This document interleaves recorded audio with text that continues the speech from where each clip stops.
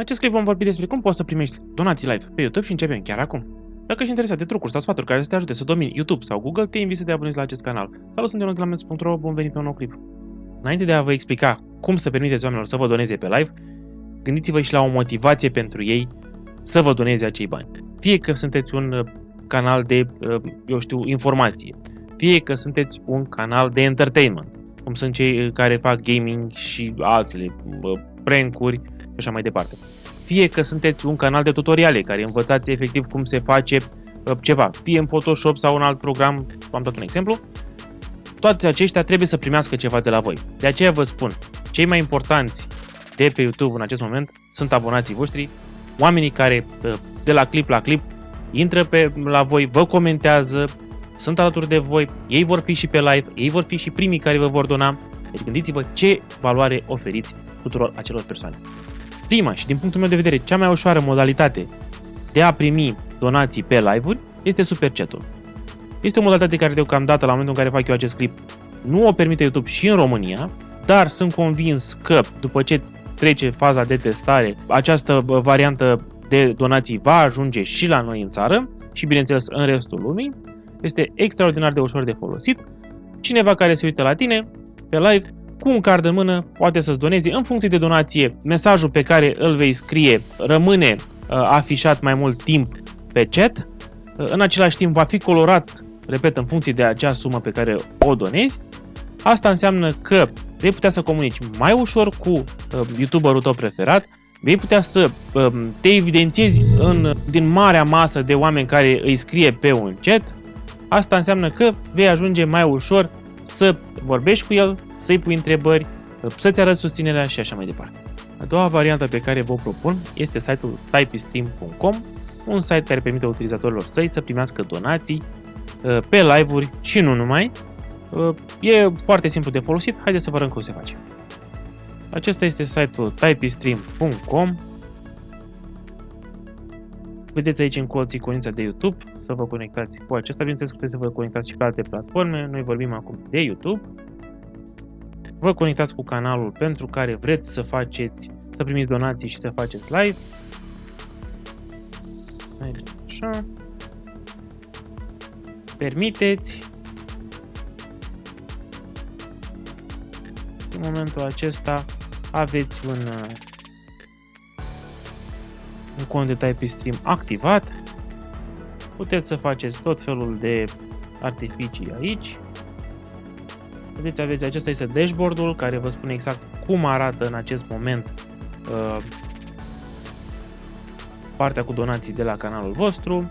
Chat notification este un lucru foarte nou. În momentul în care primiți o notificare pe chat, puteți să o activați. Să primiți o anumită alarmă, ceva de genul ăsta. Acolo sunt diferite știri despre site, aceste setări, payment methods, diverse lucruri. Am activat doar PayPal-ul, bineînțeles dacă vreți să activați și partea cu cardurile, să vi se doneze și de pe carduri, puteți să o activați. Și trebuie să încărcați diverse informații legate de contul vostru, despre țară. Sunt lucruri destul de simplu de făcut. Eu deocamdată am activat doar PayPal-ul. În acest moment se folosește foarte simplu acest PayPal. Majoritatea celor care se uită la clipurile de pe YouTube știu ce este acela PayPal. Este o platformă foarte ușor de folosit. PayPal-ul nu trebuie să adăugați la aceasta decât e-mailul pe care îl folosiți voi. Donation page. Aceasta este foarte importantă în momentul în care vreți să aveți un link către pagina unde să vi se facă donații. Simplu, cei de la Typestream deja v-au făcut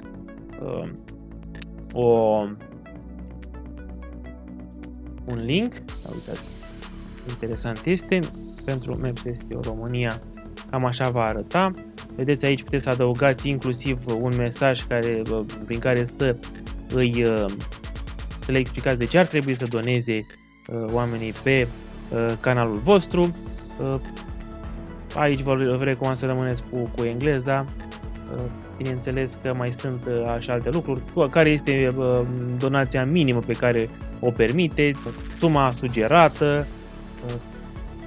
dacă vreți să aibă cel care vă trimite acea donație să vă trimite și un mesaj. Sunt diverse lucruri care puteți să le faceți. Cam așa arată în acest moment pagina mea de donații. Vedeți? Să-i scrieți username-ul, deci cel care donează urmează să scrie username-ul de pe YouTube sau de unde vrea el, suma pe care vrea să o doneze, mesajul pe care vrea să-l trimită către mine, adresa de e-mail, aceasta este opțională, și putea să plătească cu PayPal sau dacă aș fi activat și cealaltă variantă, ar putea să plătească și cu cardul. Bineînțeles că mai există o posibilitate, TypeStream își oprește și ea o sumă de bani. Dacă cel care donează vrea să facă acest lucru, poate să plătească el și partea TypeStream, adică pe lângă acest, să zicem, 1 euro, mai plătește și o parte din suma de bani pe care și-o oprește TypeStream. E o sumă foarte mică. În rest, donațiile pe care le-ați primit, Thing Creator, sunt diverse alte lucruri care nu vă recomand deocamdată să vă uitați la ele, pentru că nu vă ajută cu nimic. Vreau acest tutorial să fie foarte simplu de folosit. Deci ce vă interesează este acest link. Bineînțeles că aici puteți la setări să stabiliți cele două variante, apoi donation page, la fel să stabiliți mesajul către cei care vă trimit donații și pagina cu managementul canalului și al restului de conturi. Este cât se poate de simplu de folosit. Și ar mai fi aici acest alert box. În momentul în care va dona cineva, puteți să-l adăugați în OBS în funcție de... Sunt niște animații care apar, texte și așa mai departe, lucruri care le puteți adăuga apoi în partea de OBS ca sursă, și în momentul în care s-a întâmplat o donație, s-a întâmplat ceva, va apărea un sunet, va apărea o animație și așa mai departe. Acest lucru, să zicem așa, crește dorința celor care donează să pună o sumă de bani. Tot felul de lucruri, sunete, pot să spun inclusiv îi scrieți un text și acesta va fi exprimat în direct. Este acel text-to-speech. Sunt foarte multe lucruri care vă las pe voi să le descoperiți, pentru că nu cred că acesta este scopul acestui clip, ci doar de informare a metodelor de donație. Linkul pe care vi-l dă TypeStream este foarte simplu de folosit. Fie îl puneți în pagina canalului sub banner, cum se face și cu restul linkurilor de la Social Network. De asemenea, puteți să-l puneți direct în chat în timpul live-ului, ca lumea să știe exact pe ce link să doneze. Trebuie să țineți cont și de faptul că dacă se fac donații prin PayPal, și PayPal își ia o parte din bani, dacă se fac donații prin bancă, la fel există acele taxe.